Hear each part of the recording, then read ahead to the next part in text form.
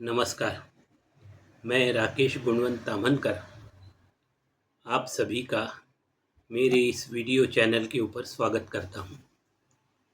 मित्रों, विगत दिनों हमने श्री रामदास स्वामी द्वारा रचित श्री सार्थ दासबोध के अंतर्गत नवविधा भक्ति, जिसमें छठवीं भक्ति देखी थी।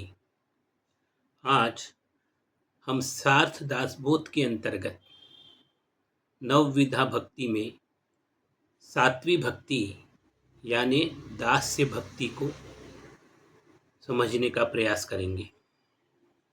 तो चलिए हम आज के अपने पॉडकास्ट की शुरुआत करते हैं। श्री संत रामदास स्वामी द्वारा रचित श्री सार्थ दासबोध के अंतर्गत दास्य भक्ति। मित्रों, दास्य भक्ति ये नवविधा भक्ति में सातवें क्रमांक के ऊपर इसके बारे में संत रामदास स्वामी द्वारा चर्चा की गई है। दास्य भक्ति का अर्थ होता है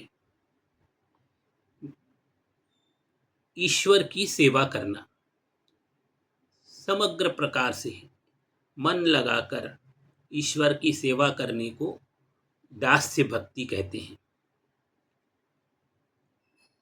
और ईश्वर की सेवा करने का उद्देश्य यानी ईश्वर से संबंधित सभी कार्य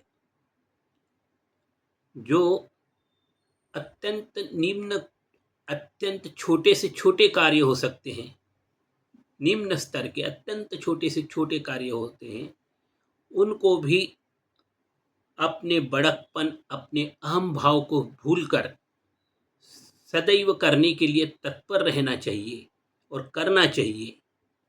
यही दास्य भक्ति कहलाती है। यानी ईश्वर के लिए हम हर प्रकार की सेवा करने के लिए सदैव तत्पर रहें, इसी का नाम दास्य भक्ति कहलाता है।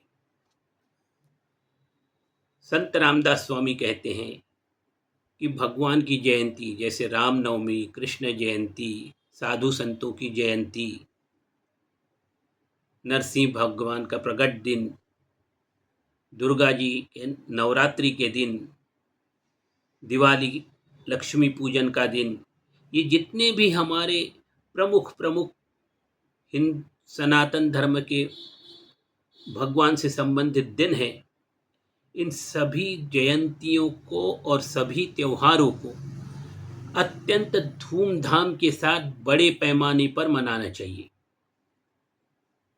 अत्यंत धूमधाम के साथ बड़े पैमाने पर मनाने का मतलब कि पूरे वातावरण जो है वो आनंदमय वातावरण बन जाना चाहिए।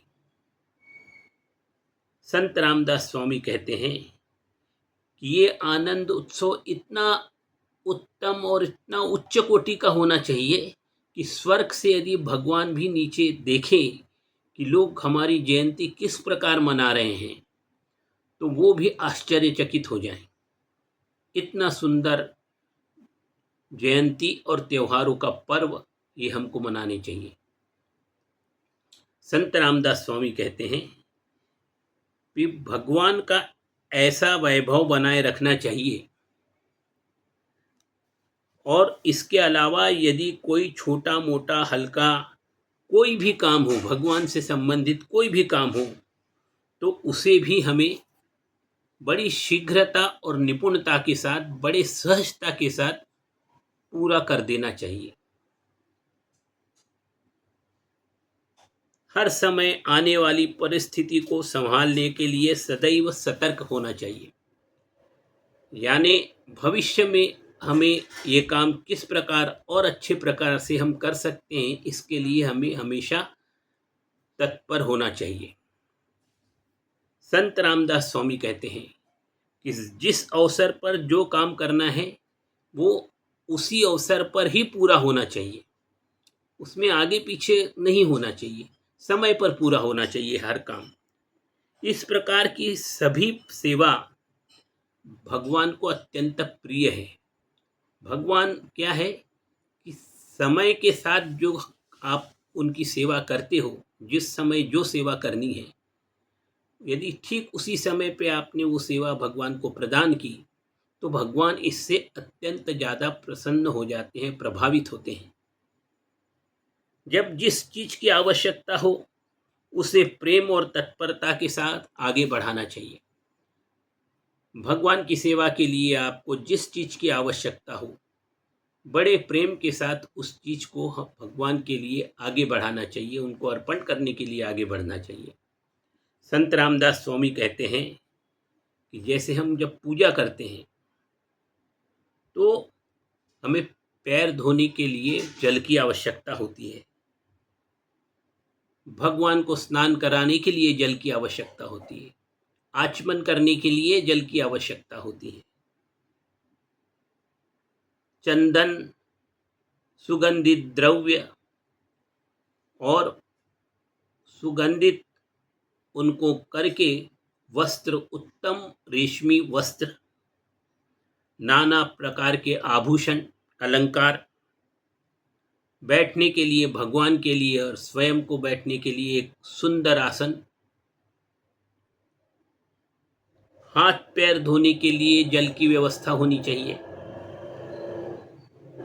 नाना प्रकार के सुगंधित फूल भगवान की पूजा करने के लिए एकत्रित करने हैं,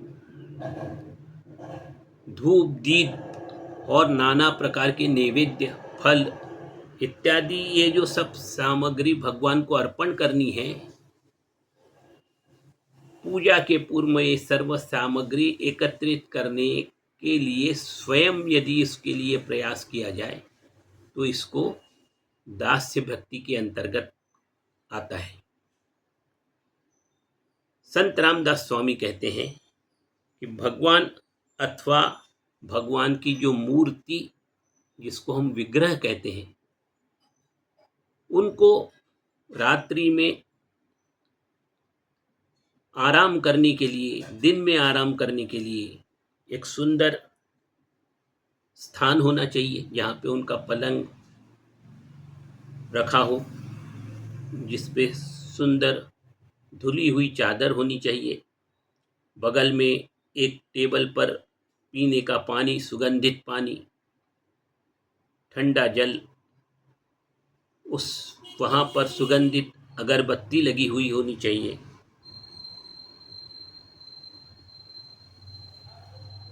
फिर जब हम पूजा पूर्ण कर लेते हैं, भगवान को नैवेद्य अर्पण किया जाता है। भगवान को जब हम थाली में भोजन परोसकर उसका नैवेद्य जब दिखा देते हैं, तो उसके बाद हमें भगवान को तांबुल यानी पान, बीड़ा अर्पण करना चाहिए।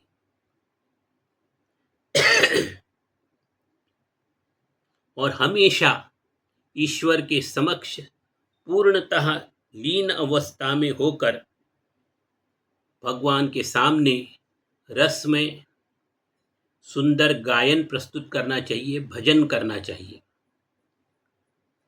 संत रामदास स्वामी कहते हैं, सुगंधित द्रव्य, फूलों का अत्तर, इत्र, सुवासित तेल, खाने के लिए कई प्रकार के मधुर फल सदैव ईश्वर की मूर्ति के पास हमेशा रखे होने चाहिए। ये फल हमेशा ताजे होने चाहिए। संत रामदास स्वामी कहते हैं, मंदिर अथवा घर के आंगन में झाड़ू लगाकर जल का छिड़काव करना चाहिए।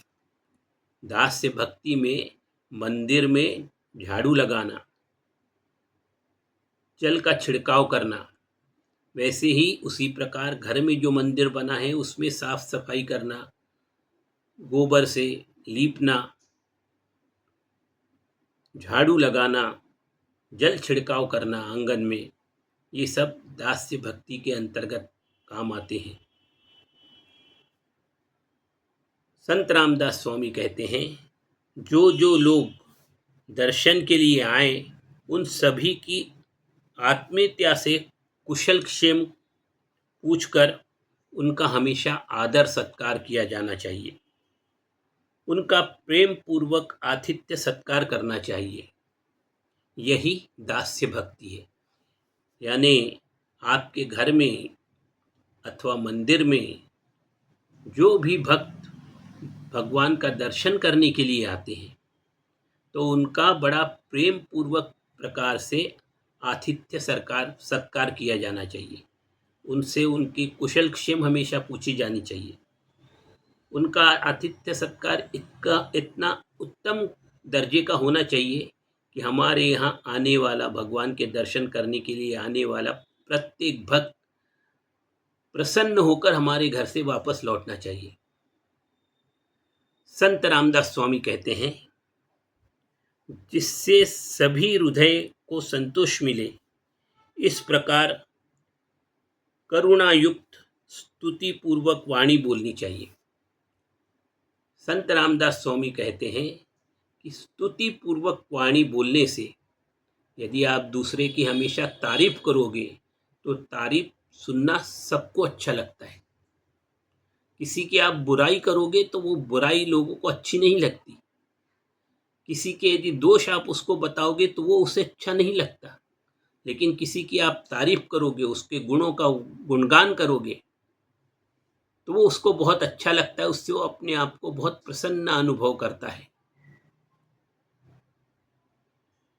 तो इस प्रकार हमारे घर में जो भी अतिथि आते हैं उनका हमें आदर पूर्वक सत्कार करना चाहिए, उनकी स्तुति करनी चाहिए।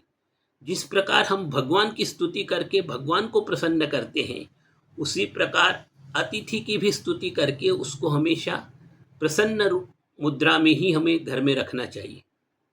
क्योंकि अतिथि देवो भव, यानी भगवान अतिथि के रूप में हमारे घर में आगमन करते हैं। तो जिस प्रकार भगवान का हम पूजा करते समय या उसके उपरांत भी स्तुति करते हैं जिससे कि भगवान हमारे ऊपर प्रसन्न हो जाए, उसी प्रकार यदि हम अतिथि का आदर सत्कार से उनका आगमन स्वीकार करेंगे और उनकी स्तुति करेंगे तो वो भी हमारे ऊपर अत्यंत प्रसन्न होंगे।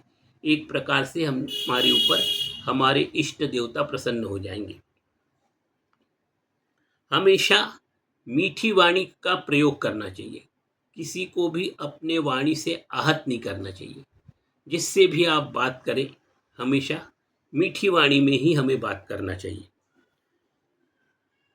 ये जो है ये सब दास्य भक्ति के अंतर्गत आता है। संत रामदास स्वामी कहते हैं, जिससे सभी के हृदय को संतोष मिले, इस प्रकार करुणा युक्त वाणी से लोगों से बात करनी चाहिए। संत रामदास स्वामी कहते हैं, इस प्रकार यह सात्विक भक्ति के बारे में विस्तार पूर्वक हमने चर्चा की है। यानी दास्य भक्ति के बारे में अभी विस्तार पूर्वक आपके साथ हम चर्चा कर चुके हैं। ये नवविधा भक्ति के अंतर्गत सात्विक भक्ति कहलाती है। यदि ऊपर जो प्रकार बताए गए हैं दास्य भक्ति के, उसको आप प्रत्यक्ष रूप से यदि न भी कर पाए तो वो सारी भगवान की सेवाएं आप मानस पूजा के माध्यम से पूर्ण कर सकते हो। मानस पूजा के माध्यम से पद्मासन लगाकर अपनी आंखें बंद करके भगवान की मूर्ति के साथ अथवा उसके चित्र के साथ सामने बैठकर कल्पना करना चाहिए कि हम भगवान की किस प्रकार पूजा करेंगे, उसके लिए क्या क्या साहित्य की आवश्यकता पड़ेगी, वो हम किस प्रकार एकत्रित करेंगे। भगवान के मंदिर में झाड़ू लगाएंगे, पानी का छिड़काव करेंगे, सुगंधित इत्र और सुगंधित अगरबत्ती आदि लगा के वातावरण को सुगंधित बना देंगे।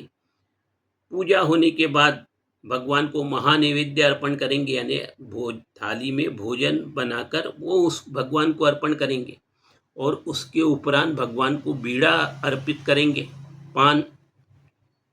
और जब भगवान खाना खा ले तो विश्राम करने की स्थिति में जब वो हो तब उनके साथ रसमय गायन प्रस्तुत करेंगे, भजन गाएंगे और इससे भगवान को प्रसन्न करने का प्रयास करेंगे। ये सब यदि हम मानस माने मन ही मन इसकी कल्पना करते हैं तो ये मानस पूजा कहलाती है। और ये भी दास्य भक्ति का एक प्रमुख लक्षण होता है। संत रामदास स्वामी कहते हैं कि इस प्रकार हमने ये सात्विक भक्ति, दास्य भक्ति का बड़े विस्तार से आपके साथ विश्लेषण किया, आपको दास्य भक्ति के बारे में जानकारी प्रदान की। तो अब हम अगले भाग में 8वीं भक्ति, नवविधा भक्ति के अंतर्गत 8वीं भक्ति जो है भगवान के साथ साख्य, यानी भगवान से मित्रता किस प्रकार की जानी चाहिए और भगवान को अपना मित्र बनाकर उनको किस प्रकार प्रसन्न किया जा सकता है, इसके बारे में हम चर्चा करने वाले हैं। उसकी चर्चा हम कल के अपने पॉडकास्ट में, अगले पॉडकास्ट में हम करने वाले हैं। तो तब तक के लिए हमें अनुमति दीजिए। मेरा ये आज का पॉडकास्ट आप लोगों को कैसे लगा, कमेंट बॉक्स में जाकर अवश्य अपने कमेंट लिखिए और ध्यान रखिए मेरे इस चैनल को आप अवश्य सब्सक्राइब करें। और जिन लोगों ने इसको सब्सक्राइब पहले ही कर लिया है उनका मैं आभारी हूँ। जिन्होंने बहुत दिनों से मेरे वीडियो देखे हैं लेकिन अभी तक मेरे इस चैनल को सब्सक्राइब नहीं किया है, उनको मैं एक बार पुनः अनुरोध करता हूँ कि कृपा कर मेरे इस चैनल को सब्सक्राइब करें। अपने मित्रों और सगे संबंधियों के साथ इस वीडियो को आप शेयर कीजिए। ज़्यादा से ज़्यादा लोगों तक आप इस वीडियो को शेयर कर सकते हैं। तो आप कृपया करके ध्यानपूर्वक मेरे इस चैनल को लाइक करें, सब्सक्राइब करें, अपने मित्रों और इष्ट संबंधियों के साथ शेयर करें। धन्यवाद। जय श्री राम। जय जय रघुवीर समर्थ।